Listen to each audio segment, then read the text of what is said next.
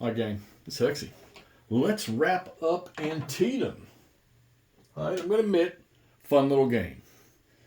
The bot is the bot's pretty decent in this game. Like I say, it's not real elaborate. It's just enough.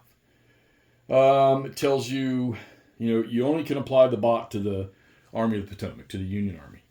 It tells you how to move units that are advancing forward. Tells you when to retreat. Tells you when to conduct attacks. Certain conditions. You have a chart for your objectives that when a corps gets committed. However, I'm going to say this game, we know McClellan was very cautious and somewhat indecisive about this. And I don't think he really had command of Burnside during this. And from, things that I've read over the years, apparently Burnside was the one that gained most ground here, but had nothing to follow him up. And then boom, A.P. Hill shows up on the field and takes care of that. And then the Confederate Army slips back across and back on into Northern Virginia. So, use the bot for the Union player. That's fine. It'll get you. That way you don't have to. If you're one of these that struggles with, man, should I attack here? Should I attack there? Use the bot. Roll on the chart when your corps is committed. Set the objective, and then if you don't even have to abide by the movement constrictions of the bot, if you don't want to, you can just play it straight up as using your own generalship. But if you're having a problem with it, use the bot. And it will guide you on how to move these units forward to attack. Now, okay, biggest headache to this. So the Union has 6 corps. The 6th corps doesn't even come on the map till turn 6, all right? So they're pretty much not available to you until turn 6, all right? The Union can only have 2 corps committed. That means 2 corps that can move and fight at any one time. If a corps withdraws, which is on a dice roll of 1 or 2, they have to move at least 5 hexes away from any enemy unit, and then they go unavailable. And in order to make them available again, you got to roll a 6, and you get 1 chance per turn to get that 6 and make them available again. Second thing, there is a sequence to which the corps have to activate. So once a corps activates, then you don't have to worry about that sequence for them anymore. But 1st Corps and 12th Corps are your first active corps in the fight, okay? After that, I think 11th Corps is the next in the priority, and then 2nd Corps, and then 5th Corps, and then 6th Corps. Once you've gone through all of them, then it doesn't matter. You can, if you have available units, you can commit whichever one you want. But you can only have 2. So here was my dilemma with that. 12th Corps, activated turn 1, started their move, and then withdrew before even getting into combat. Indecisiveness on Mansfield. All right, gone. Okay. 2nd Corps activated.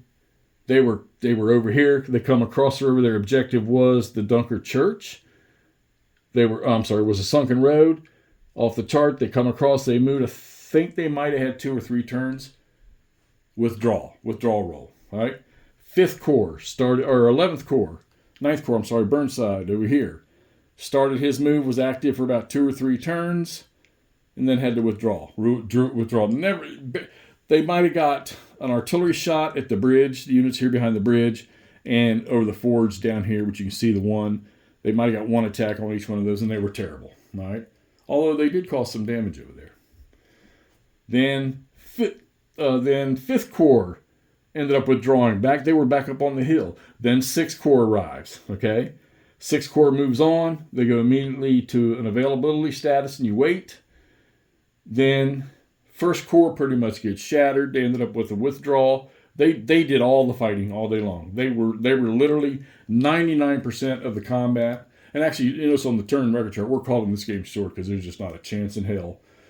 They're decimated. Hooker and his boys are decimated. Jackson, Ewell, Hood, Evans, D.H. Hill, which is also up in here. Some of Jones. I made the comment about the interior lines. Jones was able to send 2 of his units over here, finish off the Union, and then they drew a withdrawal. and then they were able to dash back over here because now 6th Corps and 5th Corps were the two active ones. They came across the bridge. They both had the objective of the sunken road. McLaws, I had him sitting here on the road. Anderson sitting here untouched. McLaws moved up. Jones's units moved back over. D.H. Hill's units were in there. And as you can see, they haven't budged. Here's the top of the sunken road. McLaws swept in around the flank of the 6th Corps, and you can see the 6th Corps damage. Those units are just, those regiments there were decimated. So 5th Corps would have been next into the fray. Just not seeing it happen. So yeah, with only a, and plus that AP Hill's on the map. You can see his first unit right here. He's got 6 units there with artillery. They're headed towards there. I mean, there's these 4 regiments or 5 regiments over here along the lower bridge and the fords and that artillery piece. I don't think they can get knocked off out of there unless I'm misunderstanding something. One of the things in the rules here is when an artillery unit shoots, you can't combine artillery units. So the only ones that do any real damage are going to be, or have the potential to, are the ones that are 5 strength and up. The Union has 2 batteries that can shoot up to 20 hexes. These parrots sitting over here, they actually did some damage. If you're shooting at cannons, there's no die roll modifier other than the terrain they're in. But if you're shooting at infantry, it's -2. And if you're shooting point blank with artillery and infantry, it's +2. So it's a wash. So there's really nothing. I just didn't see any other than on defense adding their strength to a defense. I didn't really see anything. Plus, they get to shoot one time if they're being attacked by infantry in combat. They can fire once before the infantry attacks. But I just didn't do much damage with the artillery. I mean, I went back through the rules 3 or 4 times just to make sure I didn't miss something. I wasn't reading it wrong. Because I felt the only way you were going to get this unit off the bridge over here was for that artillery to combine and just pummel them. But you can't do it. The rules say they fire on their own. Okay, and if they fire, they're not going to move. If they move, they're not going to fire. So, but that being said, interesting system. This can be fun. I'm going to recommend that you, if you want to use the bot for movements and everything, that's fine. The commitment rules are the commitment rules. Withdrawal rules are the withdrawal rules. Unavailability, availability, those are the rules. They work the same either way. But I would say that if you want to stick to only 2 corps committed at one time, don't play the sequence game. Use your brain and decide which, if they're available, you decide which 2 corps, okay? And even potentially, if you didn't want to use a dice roll for withdrawal, I probably would have drawn 1st Corps a long time ago instead of letting them get just completely decimated. Maybe do that under your own auspices, okay? You decide, they need to come out of there. I've got 5th Corps ready to go. They're available. Or 2nd Corps is available. 12th Corps is on the attack. I think I'm going to throw 2nd Corps into the mix with the 12th Corps. And then maybe choose your own objective. Because your objectives are like Dunkerque, Sunken Road, Sharpsburg. I think maybe the exit hexes or something like that. There's a few of them. So that, made in 93, a lot of people don't, you don't really see much of the rolling hills here. I live 15 minutes away from there, and there are rolling hills. You don't see a whole lot of that in the terrain, but they got a lot of the other stuff that looks pretty good. Fun, short, easy to play, interesting combat. You do 1 combat, then you can conduct retreats if you want, you or the enemy, if you're on the attack. Then you get to do another one with certain conditions. And then, it can be retreat or attack. You have some mandatory retreats. So, yeah, simple rule set. What I said was like 18 pages. Wasn't nothing to read. Highlighted a bunch of stuff and right effort. Now I got the Gettysburg one, I think, that goes along similar system. Don't think I'm going to get that on. Might try something else here. I'm not sure yet. But, yeah. So, an Antietam game that I really never knew anything about. Picked it up because I thought it was part of another system, and it wasn't.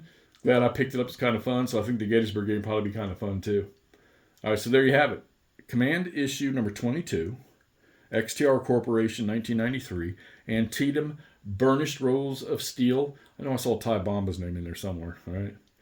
But clean, fun, easy to learn, interesting rules. If you got it, play it, give me your thoughts. If you played it in the past, let me know what you thought of the game. I'm going to give this thing a thumbs up. I think it's a keeper. something short, simple to play in a short amount of time and a little bit of fun. All right, talk to y'all soon.